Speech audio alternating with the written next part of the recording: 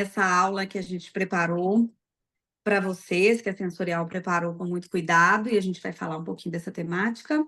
Eu sou Joana, eu sou fonoaudióloga, assim como vocês, e sou uma das sócias da empresa Sensorial, eu juntamente com a Ana Cláudia.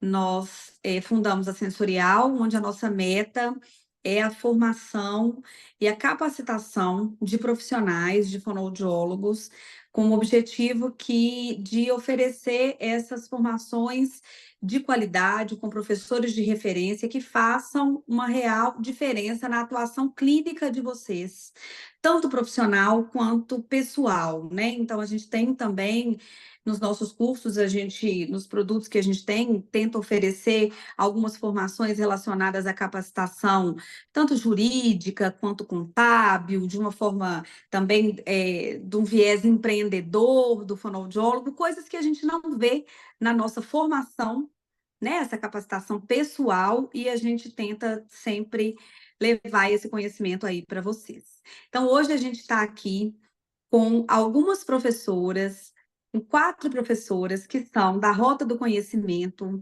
em TEA, né? Que daqui a pouco eu conto um pouquinho mais para vocês, que é a rota que a gente lançou na semana passada, é mais uma Rota do Conhecimento da Sensorial.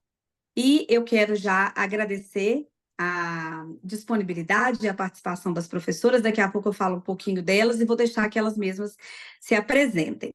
Mas eu já quero agradecer por vocês terem aceitado o convite em estar aqui com a gente hoje e também em estar na Rota do Conhecimento de TEA.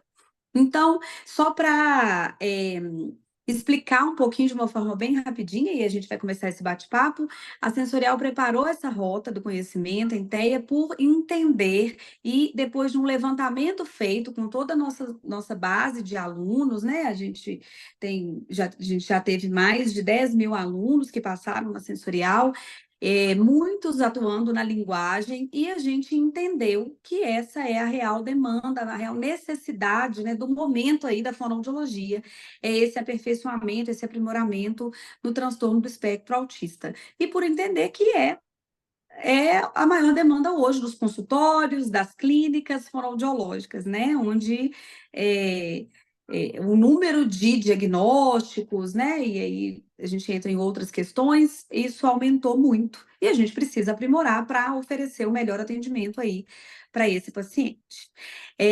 Então, a gente tem aqui hoje a Kátia, a Paula, a Rita e a Mariana. Cada uma delas tem uma temática aí na nossa rota do conhecimento em TEA, e temos outros professores, outros dois que também vão ministrar aula, que é a Janaína Mainar, e deixa eu lembrar, mais a Daniele, e temos uma aula também, que é uma aula bônus, que vai acontecer com o Sérgio, que é fonoaudiólogo, onde ele vai falar sobre como criar recursos terapêuticos para o atendimento fonoaudiológico. Também bem interessante essa temática. Então, a gente vai começar aqui esse bate-papo, e eu vou colocar algumas perguntas, e quero que vocês fiquem à vontade também para participar com a gente, para perguntar. Então, mandem no chat. A Luísa está aqui com a gente e ela vai sinalizando, Lu, a hora que tiver a pergunta, pode abrir e perguntar. A Lu está ali na janelinha da Sensorial, junto com a gente, ela pode abrir e fazer a pergunta. Então, é para vocês participarem mesmo, tá? É um bate-papo mesmo.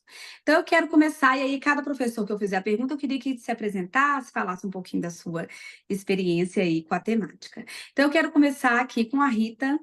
E muito obrigada, Ritinha, por estar aqui. A Rita foi minha professora, então tenho um orgulho imenso de tê-la aqui na Sensorial, imenso de tê-la como hoje uma professora, né, da empresa que eu fundei. E é com muita alegria que você está conosco mais uma vez, aceitando esse desafio, Ritinha. E aí eu queria te perguntar o seguinte, Rita, eu sei da sua experiência com linguagem, né, que é fantástica, uma grande é, pesquisadora do assunto, e na sua temática você vai falar da ecolalia, né, no TEA, e a gente sabe que é um desafio, né? Quem está aqui hoje, com certeza atua ou tem interesse de atuar com a temática. E eu queria te perguntar, assim, a ecolalia, ela está presente somente nos pacientes com TEA ou outros diagnósticos também o paciente tem a ecolalia? Boa noite a todos. Então, é um prazer fazer parte desse time da Sensorial. na Rota do Conhecimento do TEA, né? E Joana sempre me deixa emocionada, porque realmente ela faz parte da minha história como professora. Eu iniciei na docência dando aula para a turma dela, e eu fui madrinha da turma dela. Então, vocês imaginam a carga afetiva, né, Joana? Desde então. É, eu morei 32 anos em Belo Horizonte, mas eu sou goiana e atualmente eu retornei para o interior de Goiás, não para Goiânia, porque se fosse para ficar na capital, ficaria em Belo Horizonte, que é a melhor capital. Eu moro hoje em Pirinópolis. E tenho sempre na docência essa experiência com a área da linguagem infantil, né? Nos seus principais transtornos, né? E aí a gente sempre trabalha com TEA, com os transtornos dos sons da fala, TDL, né? Então é um prazer estar aqui e poder contribuir para essa prática clínica. E quando a Joana me fez o convite e me falou da ecolalia, né? Que é bem específico, mas por outro lado é instigante, porque nós ainda sabemos muito pouco da ecolalia, e às vezes a gente tem dúvida quando se faz assim, e aí, ecolalia é funcional ou não? Né? Então, a gente tem ainda muita dificuldade de entender e perceber a ecolalia no TEA. Ela é favorável para a aquisição da comunicação ou ela tem que ser eliminada totalmente? Então, a ecolalia, ela traz muitas questões, né? E, respondendo à pergunta da Joana, não, ela não está só presente no TEA. O TEA talvez seja um dos transtornos de maior relevância e que nos trouxe a ecolalia como um sintoma do transtorno, né? Mas a gente tem também transtornos neuropsiquiátricos, como a síndrome de Tourette, temos nas afasias, temos no Alzheimer, então, e temos também no desenvolvimento tipo de linguagem, ou seja, a ecolalia não está só presente no TEA, mas com certeza é no TEA em que ela talvez chame mais atenção em relação a ser um sintoma, né, linguístico. Acho que se alguma professora quiser contribuir, ou se vocês acharem que está bom. Fiquem à vontade, as professoras, para fazerem as contribuições aí, todas que quiserem, viu? É um processo mesmo de construção aqui. E eu queria que vocês colocassem, quem está com a gente, quem tem os pacientes que têm a ecolalia, se puderem compartilhar com a gente um pouquinho, se isso é um desafio, porque a gente recebeu isso muito na sensorial, essa demanda da ecolalia especificamente, de como atuar, de como intervir, né? De como fazer, se é possível tornar a ecolalia uma comunicação funcional, enfim. E eu aprendo muito com vocês também. Eu sou também, como eu disse, fonoaudióloga, mas trabalho com disfagia. Mas nós que somos fonoaudiólogos, temos que saber de todas as áreas, né? Um pouco, pelo menos, até para a gente fazer algum tipo de orientação ou até encaminhar. Então, eu aprendo muito. É, agora eu quero perguntar para a Kátia. A Kátia está estreando com a gente na Sensorial, então eu quero agradecer muito. Eu já admirava muito o seu trabalho, viu, Kátia? Já conhecia e já era uma admiradora do seu trabalho. Fiquei muito feliz quando você aceitou aqui o nosso convite. E aí eu quero te perguntar, e você vai ter, né, a oportunidade de se apresentar também. Eu queria que você falasse das estratégias que podem ser usadas na prática clínica para desenvolver as funções executivas no TEA. Primeiro, eu queria agradecer muito pelo convite, por fazer parte desse grupo tão seleto, de profissionais que buscam, né? Toda vez que a gente participa de uma aula, é impossível a gente não aprender. E sorte dos professores que vão aprendendo cada vez mais, porque precisam estudar os seus próprios temas e acabam se aprofundando no assunto, né?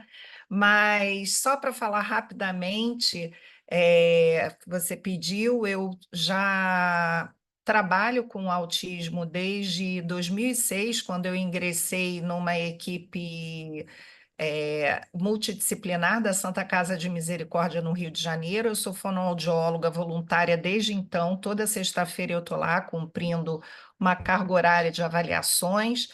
E hoje, depois de uma clínica, eu fui convidada para ser professora da PUC e supervisora clínica da PUC Rio, no curso de especialização de autismo.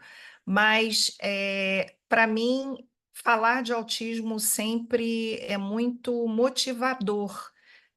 Eu atendo as crianças até hoje, não abro mão de atender meus adolescentes e chegam até hoje adultos, e esse tema é um tema que me interessa porque a gente pensa em funções executivas no gerenciamento como um todo, né? Como é que a gente pode pensar em autonomia na vida adulta, em transição para esse campo laboral aí, nessa fase, né, de ensino médio para a vida adulta, e a gente começa a pensar nessa independência quando a gente inicia a intervenção, mesmo dentro de uma intervenção oportuna com a criança pequena. E na prática clínica, a gente lança a mão de algumas estratégias que contemplem o tripé, que é o tripé principal dessas funções executivas, começando pelo controle do impulso, que é o freio inibitório, flexibilidade cognitiva e memória operacional. O que nós vamos ver na nossa rota é de que maneira que a gente consegue trabalhar com casos mais graves. E é possível, e eu vi, fiquei assim, muito. Quem quer fazer a rota toda sou eu, né? Passando aqui pelas aulas das colegas, os temas super interessantes. Então, assim, de que maneira que a gente faz, né, na prática clínica? A gente vai ampliando cada vez mais o tempo de espera, mas tentando ampliar esse engajamento social, tentando ampliar essa atenção, mas essa atenção muito ligada com esse tempo, né, de vigília, muito relacionado com a modulação sensorial, né? E nós não somos terapeutas ocupacionais, mas a gente sabe o quanto que é importante a gente entender sobre as desregulações e sobre as alterações motoras no TEA e o quanto que a gente pode tornar as atividades, mesclar na nossa prática e na organização, na estrutura da sessão, tarefas que vão intercalando, né, principalmente para essas desregulações, atividades que envolvam o corpo, produções que são produções automáticas, onde a gente vai recrutar uma área cerebral, uma circuitaria, que já é uma circuitaria conhecida para crianças que são orais, e quando as crianças não são orais, o quanto que a gente pode lançar mão de estratégias para ampliar esse nível de alerta e paulatinamente ir alargando esse controle interno, né, das sensações da criança, ela aprendendo a minimizar aí toda a saliência que ela sente em relação às sensações e percepções dela mesma, para liberar um pouquinho de atenção seletiva para o outro. E a gente trabalha com isso o tempo todo, né, ampliando essa reciprocidade. Então, eu acho que quando eu vejo a colega falando de seletividade, a outra falando de Dear for Time, o outro colega falando, ou a outra colega falando sobre a aba, todas essas abordagens fazem parte, e a gente fala que são os multicomponentes que fazem parte do indivíduo com autismo. Então, é muito importante cada temática, e com certeza, se alguém quiser complementar a minha fala, eu vou ficar muito feliz aqui. Eu tenho algumas perguntinhas no chat, professora. Não vou conseguir complementar, mas tenho duas perguntas. A primeira é da Patrícia, e ela disse que alguns estudos apontam para o fato da ecolalia representar um aprendizado de linguagem gestáltico. Esse apontamento é pertinente? Aí, no caso, acho que é Sim, a professora Rita, né? isso. Inclusive, né, no nosso módulo, nós vamos trazer não só a visão dentro da linguagem gestáltica, mas também da análise aplicada, né, do comportamento, porque são diversas teorias que demandam e tentam explicar a ecolalia. Então, a partir, né, do levantamento da bibliografia de evidências científicas mais recentes da ecolalia e tentando entendê-la de onde ela vem, né, a gente vai trazer essas abordagens no nosso módulo, mas sim é pertinente. Professora Rita, sobre ecolalia ainda, tem um paciente que apresenta ecolalia tardia o tempo todo. Ela é TEA e usa muito tela. Já foi conversado com a família, mas não é fácil de retirar a tela. Como dar função a essa ecolalia? Também é uma resposta talvez Complexo. ampla para a gente responder aqui, mas você falou aí que ele apresenta a ecolalia tardia, né? E a gente sabe que tem a imediata, a tardia e a mitigada. No nosso módulo, a gente vai ver a diferença entre essas três. E a tela, sim, pode, né? A gente já tem aí evidências científicas, e não só para o TEA, mas para toda criança no seu desenvolvimento, ela é prejudicial, e com certeza a tela pode reforçar essa ecolalia tardia, né? E dentro do módulo, a gente vai trazer estratégias para a retirada dessas ecolalias quando elas não têm a função de estabelecer, talvez não uma comunicação, mas de mostrar alguma coisa, e aí precisa do contexto, ou quando ela representa, por meio da ecolalia, uma resposta, mas fica estigmatizante, né? Porque ele está falando a fala de um personagem. A gente vai tentar buscar estratégias que modifiquem essa fala, que é do personagem, mas que está dentro de um contexto e respondendo a uma pergunta, de forma que ela fique mais funcional em termos dos padrões da comunicação, né? Então, por exemplo, se ele escuta, tem lá aquele do patinho, e aí, velhinho? É isso aí, velhinho. E a mãe pergunta, e aí, você quer suco? E aí, velhinho? E é isso aí, velhinho. Talvez é uma fala tardia, mas que ele usou com a intenção de dizer sim, eu quero suco. Ele só não usou sim, eu quero suco, né? Ou será que não foi só uma ecolalia? Então, isso tudo a gente vai ver de que forma que a gente pode buscar entender essa ecolalia, somente as tardias, e se ela está tendo ou não a demanda que é necessária para a fala, que é a comunicativa, ou só é uma demanda de esquivar-se, de chamar a atenção. Então, a gente tem, sim, como minimizar e direcionar essas ecolalias para questões mais funcionais em termos de comunicação, né? Excelente, Ritinha, obrigada. E aí, eu vou agora direcionar uma pergunta para Paula.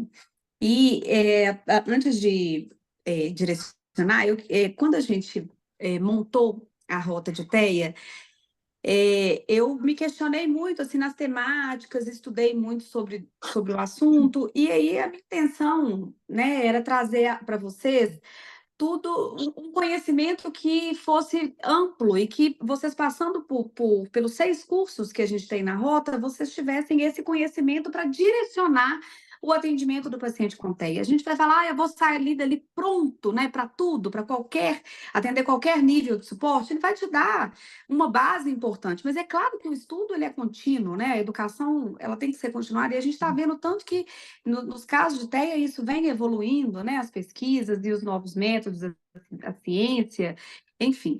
E aí eu fiquei pensando, nós somos profissionais da linguagem, em primeiro lugar, né? A nossa profissão é uma ciência, a ciência da fonoaudiologia, onde nós somos os profissionais da comunicação e da linguagem. A gente tem hoje eu posso falar que são ciências, né? Vocês vão me corrigir se eu estiver errada, não são métodos. O DIR Floor Time, ABA, são intervenções possíveis que, junto ao nosso saber da fonoaudiologia e da linguagem, a gente potencializa o atendimento desse paciente com TEA. Então, quando eu conheci a Paula e soube do trabalho dela com ela, com o tema, o estudo, né? A Paula se dedica muito a estudar. Se eu estiver falando errado, DIR Floor Time, você me corrige. E eu falei, Certinho. então, ótimo. E eu falei, Paula, eu queria muito que você trouxesse essa temática. Eu sei que tem uma formação grande para atuar com o DIR Floor Time, é um curso grande, enfim, mas eu gostaria muito que os profissionais que atendem o paciente com TEA conhecessem essa possibilidade, esse novo, uma outra forma, né, uma outra possibilidade de intervenção, para que vocês pudessem escolher aí para aquele paciente, para aquele indivíduo, o que é o melhor para ele, porque eu imagino que não seja uma receita, né? Não são todos que vão fazer a mesma, vão usar o mesmo método, né? A mesma ciência. Uhum. E aí eu queria que você contasse um pouquinho o que é o DIR Floor Time. Não sei se todo mundo aqui conhece, sabe o que é, mas eu queria que você contasse um pouquinho do que é o DIR. Obrigada, Joana. É um prazer muito grande estar aqui. Muito obrigada pelo convite. Eu também, assim como a Kátia falou, a minha vontade de assistir a Rota também, ser aluna, porque eu aprendo muito com cada um que vai falando aqui, né? A Rita falou, eu fiquei, né, adorei, porque eu adoro ouvir sobre ecolalia. Nossa, faz toda a diferença. E o que a Kátia falou do sensorial, o sensório motor, a gente fala o tempo todo no DIR Floor Time. Vocês podem falar DIR Floor Time ou DIR Floor Time, tanto faz. Falo DIR porque é uma sigla, né? E aí eu vou explicar por quê. Então, eu sou a Paula, eu sou fonoaudióloga, sou mestre em Psicologia do Desenvolvimento, estou terminando meu doutorado agora em dezembro. O meu estudo é sobre autismo e DIR Floor Time, a construção de relacionamentos significativos, afetivamente significativos, que vão dar suporte ao desenvolvimento, porque o DIR Floor Time é isso. Sou apaixonada pelo modelo. Eu trabalho para o ICDL, que é a formação do modelo DIR Floor Time, ela só pode acontecer por 2 institutos, que é o ICDL ou ICDL e Profecto. Eu fiz a minha formação toda pelo ICDL, americana, é um instituto americano, e eu trabalho para eles agora, eu sou formadora. A formação do DIR é uma formação longa, mas extremamente prazerosa. E o que é o DIR, né?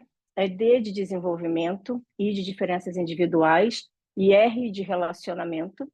E nós trabalhamos o D e o R utilizando Floor Time. Floor Time, a tradução ao pé da letra, é tempo de chão, mas não precisa ser feito no chão. Você pode fazer o DIR Floor Time em qualquer lugar, no chão, no sofá, na cama, se a criança gosta de brincar na cama, se a família só vive num ambiente de 2 cômodos, que acontece bastante, então vai depender daquele espaço. Estou falando isso porque, além, né, disso, além de eu ser formadora pelo ICDL, eu tenho minha clínica aqui em Vila Velha. Eu sou carioca, mas eu moro em Vila Velha, no Espírito Santo, e a gente tem aqui um centro de desenvolvimento no DIR, mas eu também sou supervisora clínica de uma clínica em New Jersey, chamada Kinder Grove. E muitas crianças, na maioria latinas, vivem com a mãe, o pai, num apartamento que é tipo um kitnet. É o quarto, a cozinha e um banheiro. É tudo ali junto, né? A sala, a cozinha e o quarto são no mesmo lugar. Então, o DIR Floor Time é feito ali. O que é o diferencial do DIR Floor Time? São muitos. Mas a gente pede que os pais participem da sessão. Então, eles estão na sala com o terapeuta, para que eles consigam ver o que está acontecendo, para que eles consigam compreender o processo de desenvolvimento do filho. Eu, como fonoaudióloga, sou bastante cobrada quanto à fala. Quando que meu filho vai falar? Porque eu quero que meu filho fale, meu sonho é meu filho falar. Mas a gente conversa com os pais, e é muito importante essa conversa sempre, que até chegar à fala, há um processo muito longo a ser percorrido. Muitos elementos, muitas coisas acontecem antes da fala. E a gente precisa ver todo esse processo. É a importância do processo de desenvolvimento e não só do resultado. E aí, como a Kátia falou, que é preciso, nós não somos terapeutas ocupacionais, mas nós precisamos ter esse olhar para o sensório motor, realmente nós precisamos, porque um cérebro desregulado não aprende, não tem prazer em estar ali, não quer ficar, sai. Uma criança desregulada, ela não vai ficar naquele lugar. Então, a gente precisa ver se a criança está bem regulada. E o que é uma pessoa estar bem regulada? É estar quieta, parada ali? Não. Uma pessoa estar bem regulada, ela pode estar calma, confortável, a gente fala que está confortável em seu próprio corpo. Ela consegue administrar as sensações que ela recebe do ambiente. Então, ela consegue administrar aquilo no seu próprio corpo e estar atenta ao que está acontecendo à sua volta. Isso é uma pessoa bem regulada. Então, estando regulada, ela consegue engajar. E o engajamento é tudo. Engajamento é estar... Nós falamos no DIR Floor Time que é como se estivesse se apaixonando. É quando a gente vê o brilho nos olhos. É o querer estar perto, é o confiar em alguém, é o querer estar ali, é o querer se comunicar. Então, está bem regulada, está engajadinha, a comunicação vem. E a comunicação só com palavras? Não. Comunicação são gestos, olhares, sorrisos, expressão facial, expressão corporal, tudo isso é comunicação. Então, no DIR Floor Time, nós validamos cada gesto, cada emoção que a criança nos traz. É só o começo, eu sou muito apaixonada pelo DIR, preciso Excelente, deixar. Muito bom, obrigada pela resposta. E lembrando que a gente vai ter também na rota, que não está aqui conosco, a Janaína Mainar, que é uma grande pesquisadora também, e uma pessoa muito engajada também na comunicação alternativa, suplementar alternativa, e ela vem para falar dessa temática no TEA, né? E teremos a Daniele também, que vai falar sobre o ABA, como usar a aba no TEA, né? Para contribuir aí também com esse conhecimento. Agora eu quero colocar aqui uma pergunta para a Mariana. A Mariana também já é professora da Sensorial, já deu aula para gente. E eu queria, a Mariana vai falar na rota sobre seletividade alimentar no TEA. E eu queria te perguntar o seguinte, Mariana: a seletividade alimentar nos pacientes com TEA, ela está ligada ao comportamento? Boa noite, obrigada pelo convite. É muito bom estar aqui e vendo as outras professoras falando, né, como a gente gosta de ouvir e de falar sobre o que a gente trabalha, do que a gente tem paixão. Então é muito bom e aprender um pouquinho com cada uma. Eu sinto como a Kátia dá vontade de passar pela rota também, para ir trocando, né? E em relação a quando a gente pensa sobre a seletividade alimentar, assim como a Rita disse, a gente sabe muito pouco ainda sobre a seletividade alimentar, né? E se a gente vai buscar as informações de forma geral, a primeira causa que a gente pensa em relação às crianças com TEA é o comportamento. E a gente tem que pensar na individualidade, assim como a Paula falou, e tentar entender, ampliar esse olhar para o que a criança está comunicando para a gente, mesmo sem a fala, que aquela função está difícil, né? E entra também o sensório motor, né? Como que ela está regulada, ela está pronta, ela está pronta para estar engajada naquele momento, né? A alimentação é um processo muito sensorial difícil para gente que faz de forma muito automática, é difícil da gente aprender, é um processo, assim como as outras funções, então a gente tem que passar por etapas, que aí o comportamento tem muita influência, mas não só. Então, a gente vai poder abordar no módulo quais os outros aspectos que podem influenciar o comportamento da criança com TEA diante da alimentação, né? É a seletividade, é a recusa, por que ela está fazendo dessa forma? Então, dá para a gente abordar. Eu acabei não falando por que eu trabalhei com isso, né? Então, eu trabalho com alimentação há 8 anos já. Eu sou parte de um ambulatório dentro da Prefeitura de Belo Horizonte, que faz segmentos de bebês prematuros, com baixo peso ou com asfixia. Então, a gente tem uma ocorrência grande de queixas de dificuldade alimentar, porque a gente acompanha desde a alta hospitalar até os 5 anos de idade.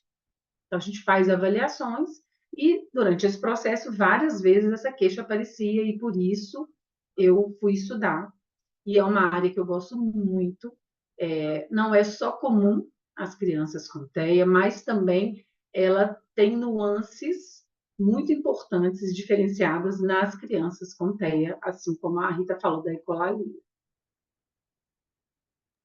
Ótimo, Mariana, obrigada. Quem quiser fazer alguma pergunta aí relacionada ao tema, viu, gente? Podem ficar à vontade. Agora eu quero perguntar para a Kátia, e só eu vi aqui que a Janaína entrou, ela falou que deu uma fugidinha, a Jana é nossa professora também, e não sei se ela ainda está aqui, mas obrigada, viu, Jana? Ela não pôde participar, porque ela tinha um compromisso, ela tem um compromisso às segundas à noite, mas ela deu uma passadinha aqui para ver a gente. Obrigada. Eu quero perguntar para a Kátia agora o seguinte, Kátia, quais componentes cognitivo-linguísticos eles devem ser usados para regular emocionalmente o paciente com TEA?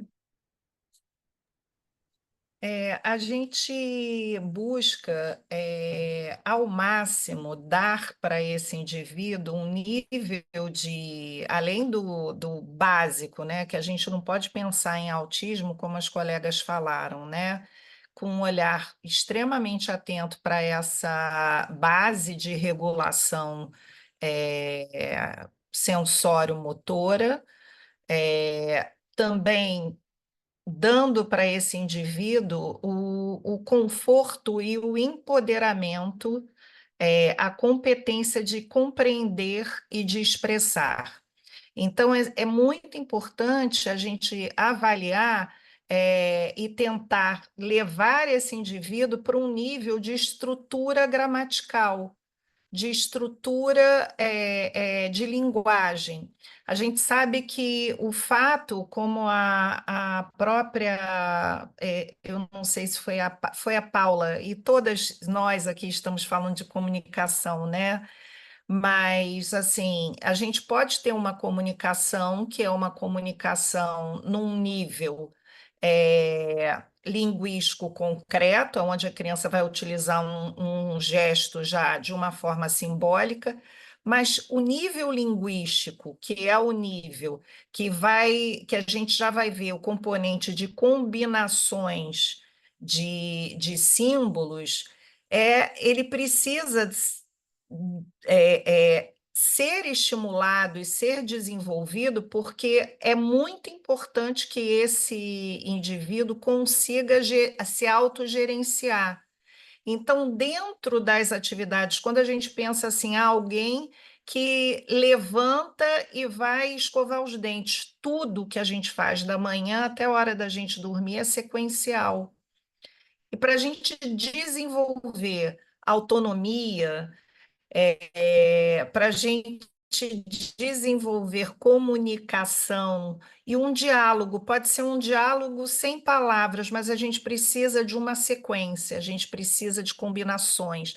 E existem habilidades cognitivas linguísticas que a gente pode hierarquizar dentro da nossa prática clínica, para a gente, pouco a pouco, levando para essa criança a noção, chegando a um nível abstrato de representação, mas com o olho lá na linguagem, porque essa linguagem, e aí vocês vão me perguntar, mas como assim chegar na linguagem, né?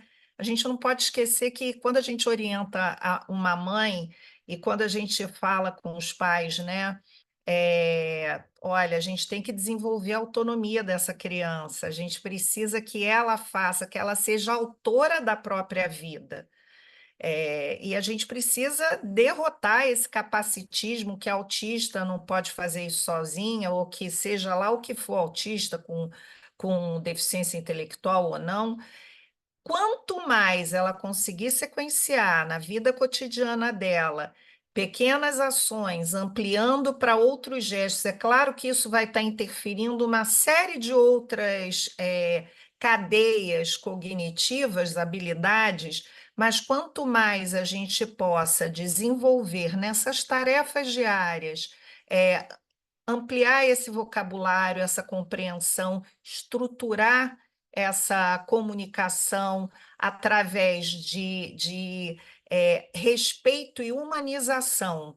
E não porque eu não use estratégias ABA, não porque eu não use o tempo todo ali estratégias sensoriais, mas porque a gente precisa olhar esse indivíduo de fato como ele é, um indivíduo que tem vontades também, e a gente precisa ter esse respeito com o outro, independente do tipo de ciência que a gente vai utilizar.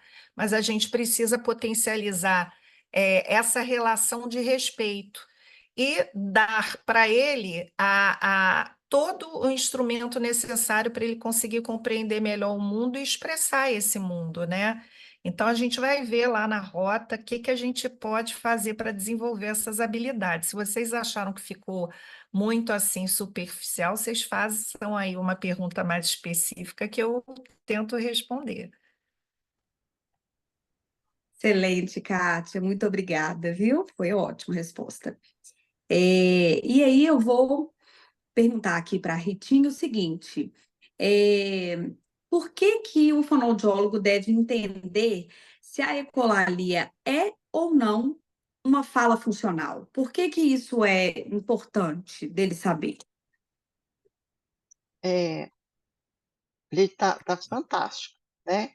Realmente vai ligando o bichinho da vontade aqui, né? Quero aprender mais com cada uma delas. Mas por que que é importante?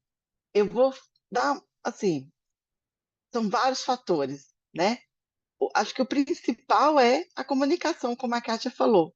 No fim, todas nós estamos falando de um princípio, comunicação, que é o que nos traz melhor qualidade de vida, a capacidade de comunicar, né? E se pudermos comunicar pela fala, melhor ainda, né?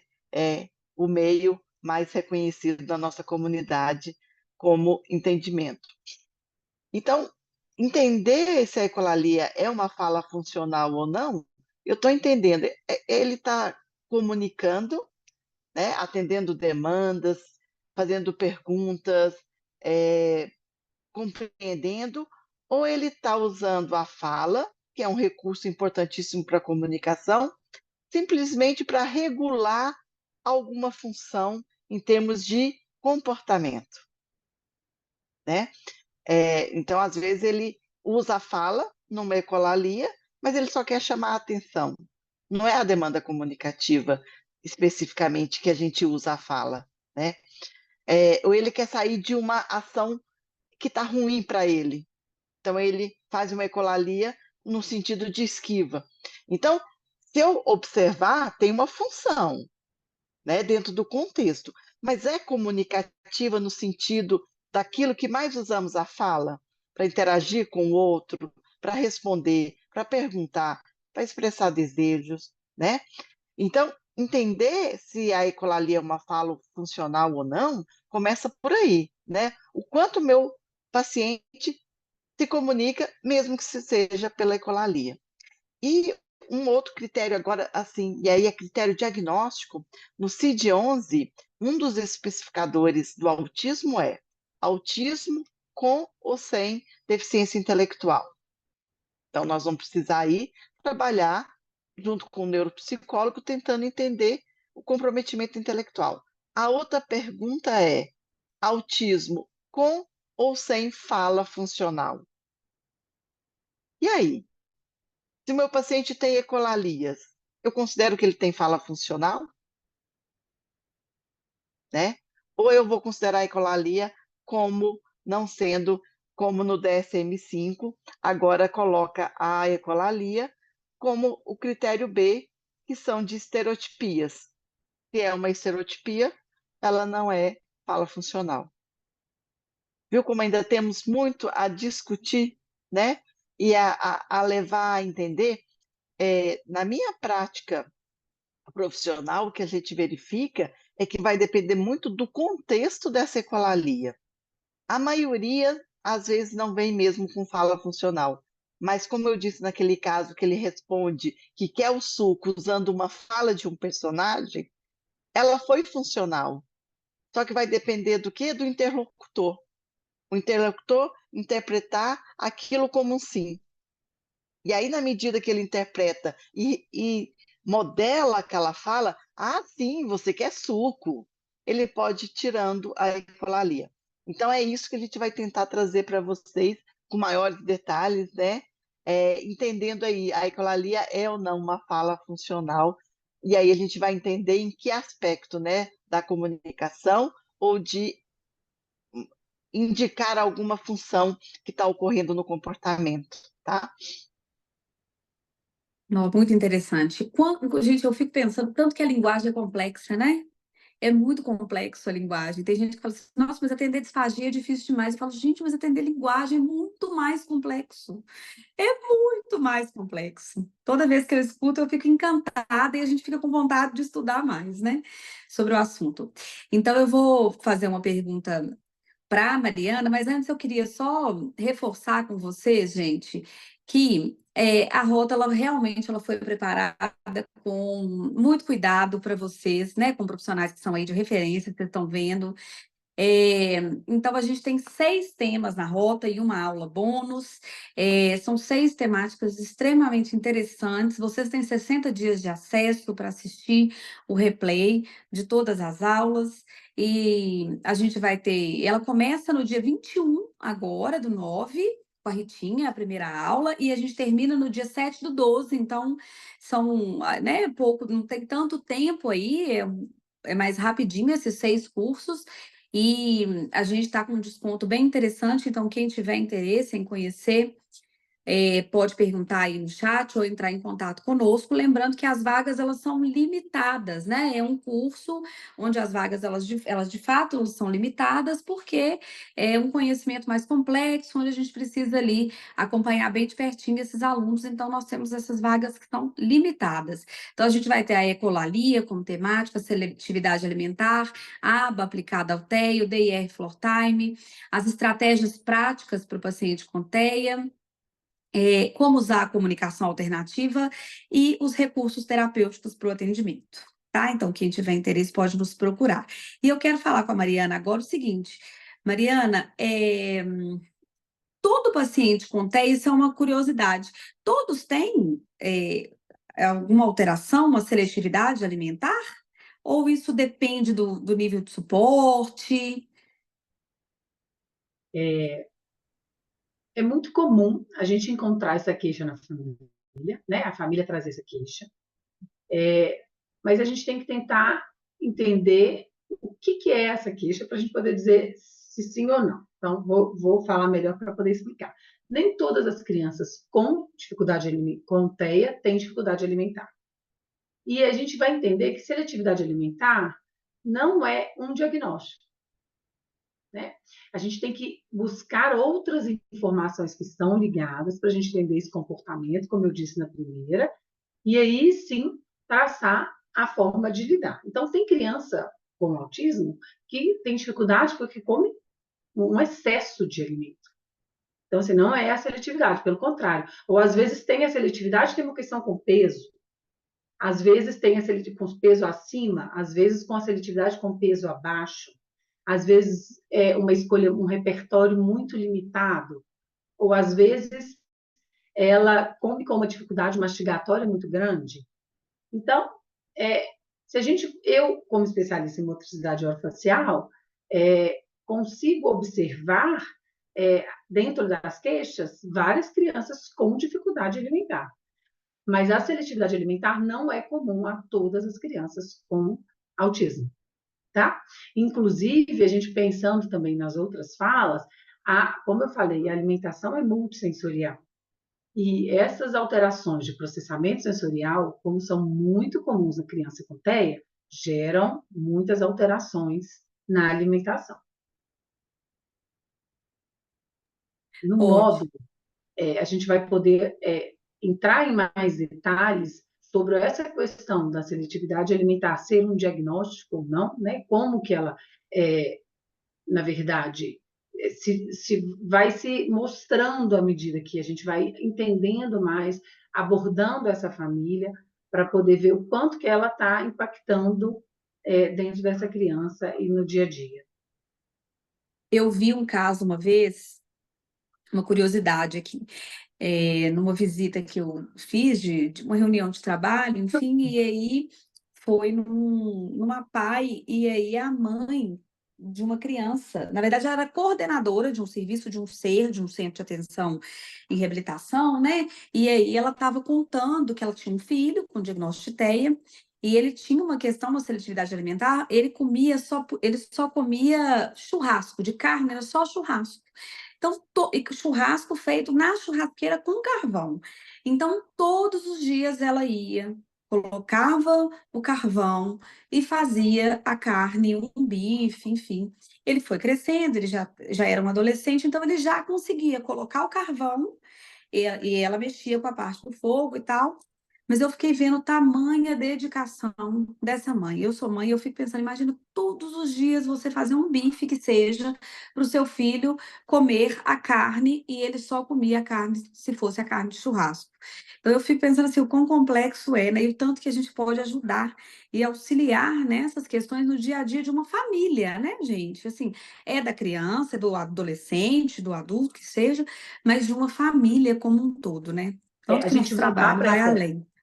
a gente voltar para essa individualidade de entender a queixa da família, porque a alimentação ocorre 5 a 6 vezes por dia. Pensar nesse protagonismo de quem está aí, né, dessa criança, desse adolescente, para ele se tornar o agente desse processo da alimentação e, ao mesmo tempo, tentar entender por que chega, às vezes, a esse ponto tão cristalizado e rígido da alimentação. Assim, quem que ritualizou, no final das contas? Foi a criança ou a família, por medo de mexer em alguma coisa e a criança não comer? Pode ser, né? Porque às vezes fica com É tanto algo medo, né? Assim, ele tá comendo, eu não vou tentar dar outra coisa, né? isso. E aí Enfim, a gente chega em pontos tão específicos, tão cristalizados e rígidos como esse, né? E é muito importante atuar, a gente pode ajudar muito esses casos. com certeza, eu imagino. Obrigada, Mari. E agora eu quero fazer uma pergunta para Paula, que é a seguinte. Eu queria que você falasse, Paula, sobre as capacidades funcionais e emocionais. Quais que são, né, as capacidades funcionais e emocionais do desenvolvimento, né? E essa relação aí com o UDA e R. Flortine. Queria que você falasse um pouquinho. Ótimo. E ouvindo a Mariana falar, né, a gente vê o quanto essas famílias passam, e aí o nosso papel precisa ser de acolhimento, né? De acolhimento e de ouvir, não de julgamento.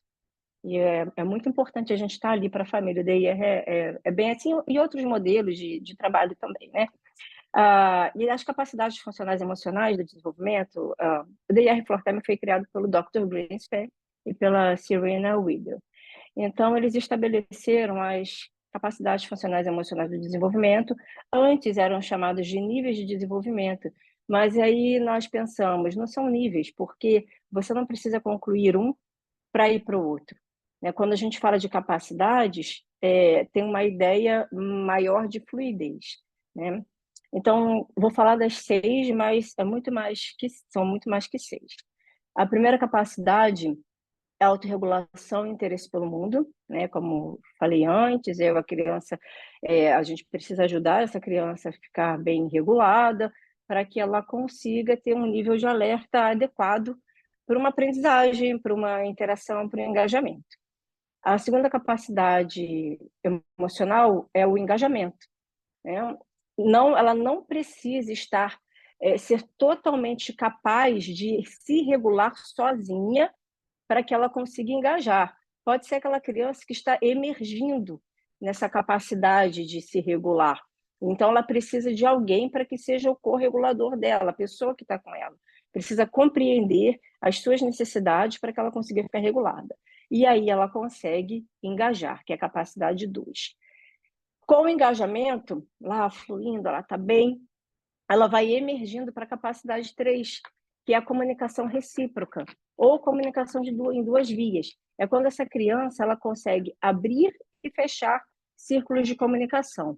Abrir círculos de comunicação é quando ela faz ou uma palavra, ou um gesto, ou um sorriso, e o outro que está com ela, geralmente o adulto, corresponde a gestos de interação comunicativa, né? Por exemplo, o bebezinho que está no berço dá um sorriso, pode ser sem intenção nenhuma, mas a mãe corresponde: ah, minha filha, que coisa linda e tal. E a criança fica toda feliz e dá uma outra gargalhada e levanta os bracinhos. Então, a criança abriu o círculo com um sorriso, a mãe correspondeu, feliz da vida, e a criança fechou esse círculo de comunicação levantando os braços. Pronto, um círculo de comunicação. Depois, essa criança abre um outro círculo, a mãe corresponde, ela vai e fecha. Então, isso são os círculos de comunicação que começam na capacidade 3. A capacidade 4 é comunicação complexa, onde ela consegue abrir e fechar mais círculos de comunicação e a resolução de problemas, resolução compartilhada de problemas. É quando ela tem maior consciência corporal, ela tem maior consciência dela, ela tem uma consciência de que existe uma outra pessoa e que ela pode solicitar ajuda e que podem combinar ideias para conseguir alguma coisa que ela não consegue fazer sozinha. Essa capacidade 4, aqui entra também praxis e planejamento motor. É quando a gente dá o suporte para que essa criança consiga desenvolver essas capacidades. A capacidade 5 é simbólico, é o nível simbólico, é quando ela consegue brincar, faz de conta, consegue usar mais as suas emoções numa brincadeira, é quando ela consegue perceber as emoções do outro e brinca. Tem a brincadeira simbólica mais óbvia, que é pegar e dar banho do bebê, dar comida para a criancinha, ou pegar um controle remoto e fazer de avião ou de telefone, e aí é mais elaborado. A capacidade 6 é a construção de pontos de ideias. É quando se percebe que há um mundo de faz de conta, mas há um mundo real. É quando a criança consegue responder e fazer perguntas como por quê, o que, quando, onde, se, consegue negociar porque ela quer alguma coisa, consegue debater sobre o que ela está pensando. E aí nós vamos trabalhando para que ela consiga ir expandindo nessas capacidades. Fantástico, né? Alguém quer complementar? Algum professor? Achei incrível. Muito interessante. Estou curiosa aí com o assunto. Eu quero ver se tem alguma pergunta no chat, Lu. Nós já vamos chegando aqui ao final. E eu estou vendo que tem uma pergunta, eu vou de baixo para cima aqui, ó. Vou fazer uma pergunta da Marise. Ela fala assim, ó. Boa noite. E sobre o jargão específico, vocês poderiam comentar?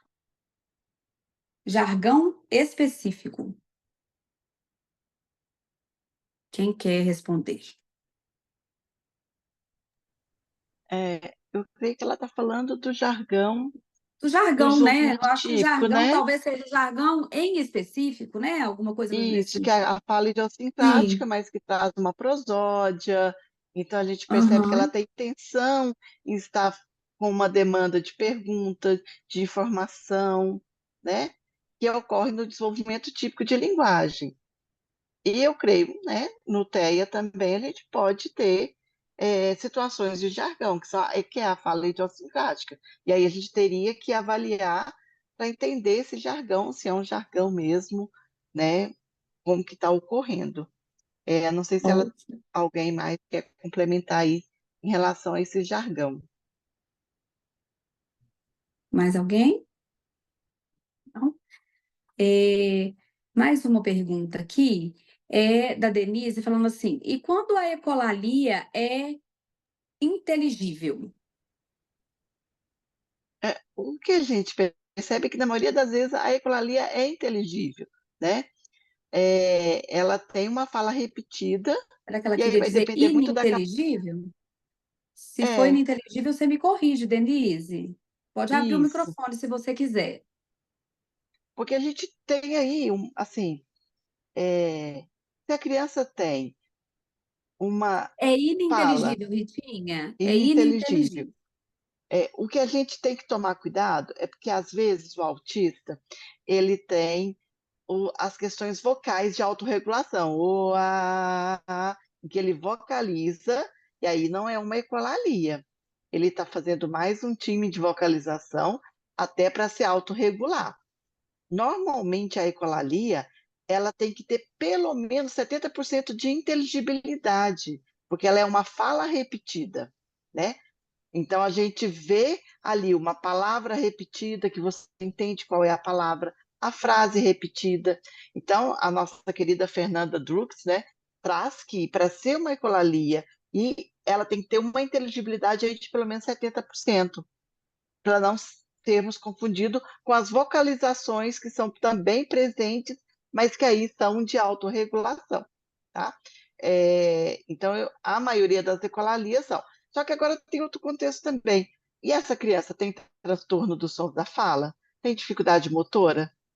Planejamento, execução? Tem trocas fonológicas? Isso tudo vai interferir também, às vezes é até uma ecolalia, mas ela é ininteligível porque ela tem alguma dificuldade Outras, motora é, ou alguma dificuldade de representação fonológica. Então, a gente vai depender muito do caso e da avaliação do contexto do caso, né? o ponto de partida é a avaliação, né, gente? Eu sempre falo isso. E às vezes a gente não dedica tanto tempo, a gente fala, ai meu Deus, avaliar, usar protocolo, né? Eu já sei, né? Vou fazer.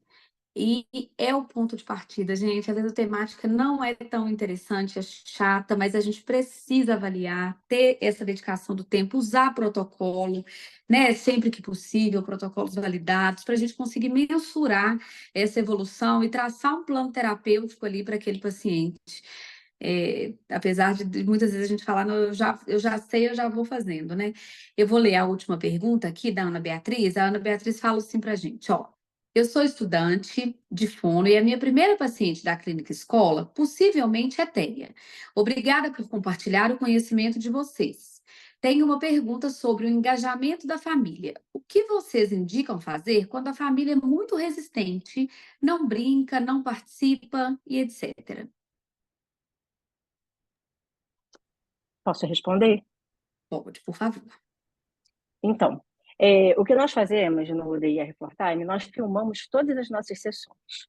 Eu filmo todas as minhas sessões.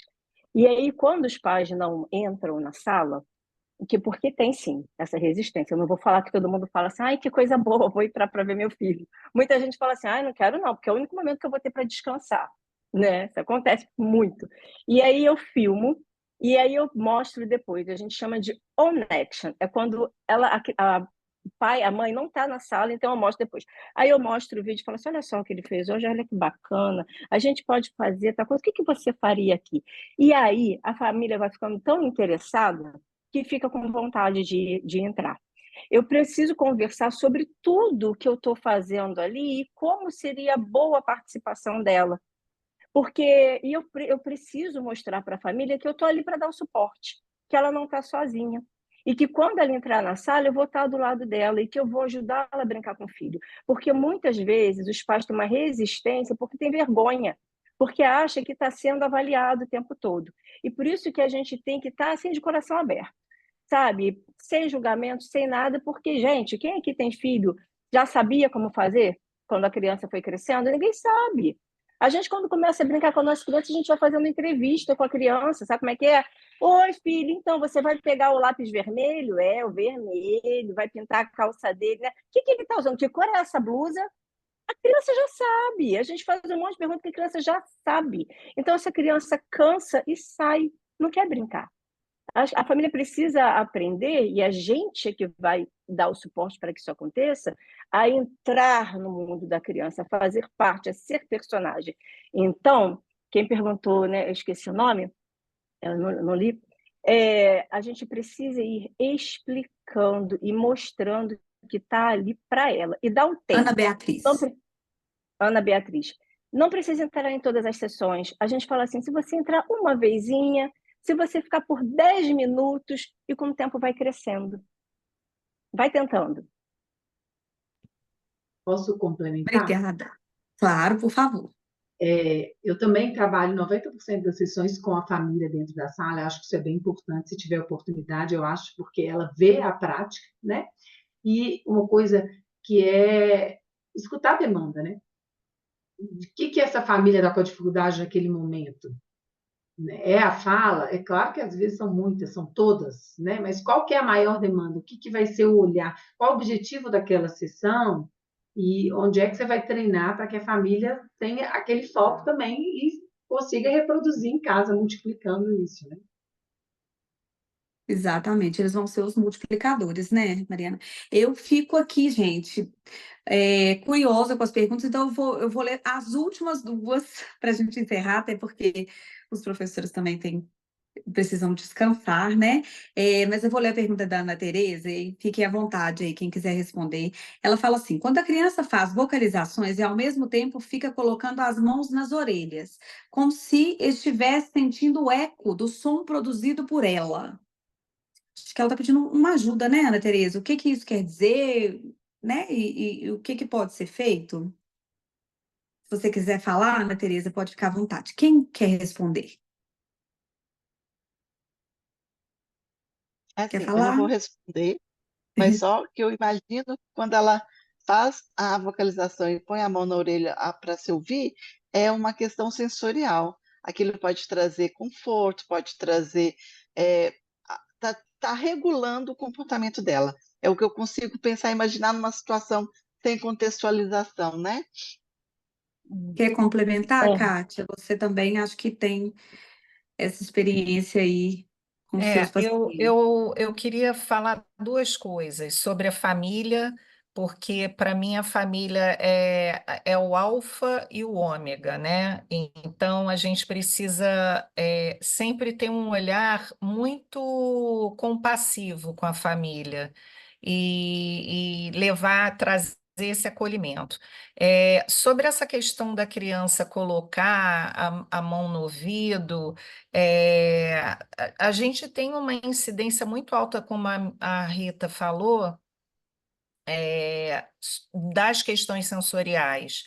E existem perfis sensoriais que a gente precisa entender qual o momento que a criança faz esse comportamento. Se ela faz esse comportamento quando ela está num ambiente que é muito ruidoso, aí isso pode ser até uma forma. Todos esses comportamentos a gente precisa entender que são autorregulatórios.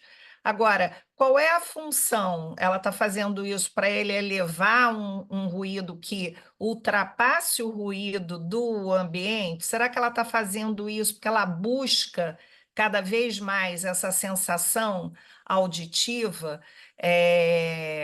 O mais importante é a gente tentar dar para ela um alimento, e a gente sempre fala, como eu trabalho há muitos anos com equipe multidisciplinar, eu tenho umas terapeutas ocupacionais assim que são, nossa, são o alimento da nossa vida, e elas dizem que a o estímulo que é o estímulo mais autorregulador, ou os que estão dentre os primeiros, assim, mais potentes, são os proprioceptivos, especialmente os proprioceptivos pesados, que são a criança utiliza um movimento fazendo uma certa contra-resistência, utilizando a força.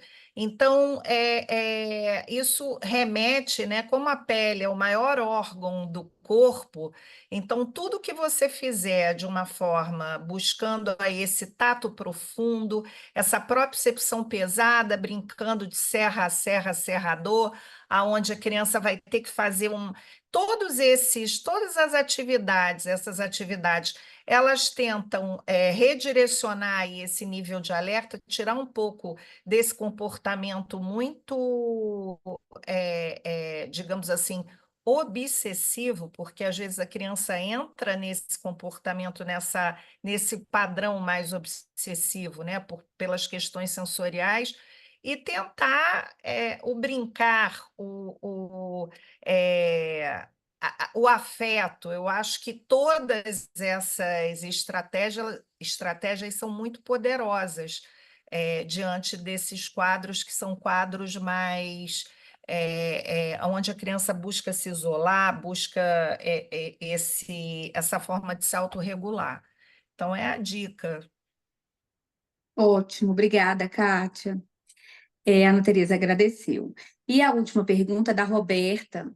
Ela para Paula, que ela fala assim: ainda estou com dúvida em relação ao DIR Floor Time, se seria uma prática com técnica motora para fala, como o prompt, por exemplo, e ela ficou interessada em saber mais sobre a estratégia, né? O que é o DIR? Então, o DIR não é igual ao prompt, não é técnica para fala. O DIR Floor Time é um modelo para trabalhar o desenvolvimento. A formação são 4 módulos que duram 3 meses cada um, ela é longa, e o ideal é que você leve assim, pelo menos uns 6 meses entre fazer um módulo e o outro, para conseguir assimilar aquilo, porque é muita informação. No DIR Floor Time, a gente até... Eu sou terapeuta prompt também, mas a gente pode usar o prompt, mas com muito cuidado, justamente pelas questões sensoriais da criança, assim como a Kátia falou, porque tem criança que é hiperreativa ao tato, então se você ficar colocando muito a mão no rosto, ela vai acabar sendo aversiva. Então a gente precisa estudar o perfil individual da criança, o perfil sensorial dela, para saber o que a gente pode fazer ou não. Então o DIR não é uma técnica, é um modelo até muito mais complexo para trabalhar o desenvolvimento, tá bom? Obrigada, Paula. E estamos chegando ao fim. Eu quero agradecer esse momento de troca de conhecimento, eu acho que é riquíssimo, né? É uma oportunidade incrível aí para os profissionais que estão na área ou interessados aí na temática, essa troca com grandes estudiosos aí do assunto, e que é tão desafiador para a gente, né? Para os fonoaudiólogos. Quero deixar aqui o convite para vocês que estão chegando agora na Sensorial para conhecer um pouco mais do nosso trabalho, dos cursos que a gente tem. Quem se interessar pela rota, ficaremos felizes em vê-los conosco durante esses momentos, né, dessas trocas com esses grandes professores.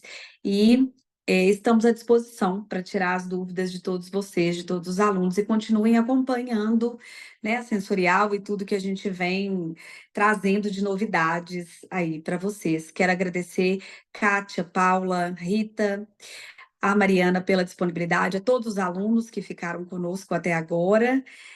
Quero desejar uma ótima semana, uma semana muito produtiva para todos nós, né? E que a gente fique em paz, né? Agradeço demais a todos vocês. Joana, eu coloquei o link, né, para os alunos que se interessaram em se inscrever na rota. Pessoal, tá aí no chat, tá bom? Sejam bem-vindos à Sensorial. E nossos canais de comunicação estão abertos, né, para quem sentir necessidade ou quiser tirar alguma dúvida conosco, tá bom? Boa noite a todos também. Muito obrigada a todas as professoras e a Joana. Obrigada. Bom descanso. Muito obrigada e uma boa noite a todos, gente. Fiquem com Deus. Obrigada. Obrigada. Boa noite. Até a próxima. Tchau. Tchauzinho.